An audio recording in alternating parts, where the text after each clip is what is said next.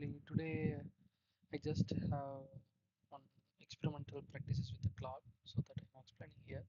So I plan to create one of the code base which I need updates of to read multiple slaves at the same time, and I need to post it to the LoRaWAN gateway. So that was my new requirements.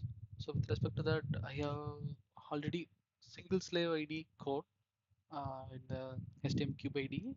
So that is already working fine, and that also it is tested. So that code I just need to optimize with a multiple slave ID with a different sensors registers. I need to read it. One of the sensor is like 150 start register is 150, number of registers 26. I need to read it.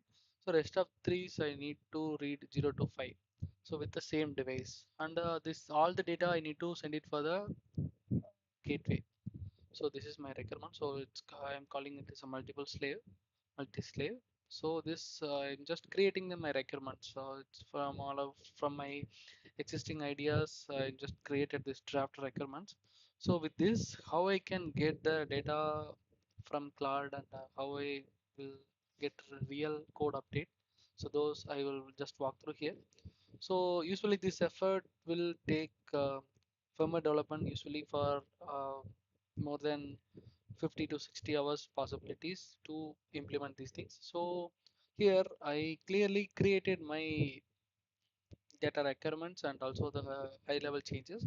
So as I told you earlier, the four datas are there, four different sensors are there. So four are with respect to different slave IDs.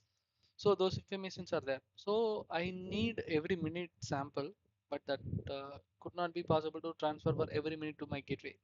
So there is a lack of 3 minutes. So what I will do in here, every 3 minutes, that means every minute it will log the data, and it will make it as average.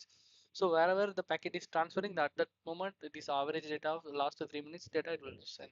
So I will get the 3 minute average value. So there is no huge impact on my receiver side. So that was my input for this maintaining this good reliable data. And also this is less than 5 minutes, so there is no critical impact on my data capacity. So it is falling on 4 minutes intervals. So there is no severity is there. So within 5 minutes, I have every minute average data at least once. So it will meet my class B requirements. So that's why I'm just creating this one.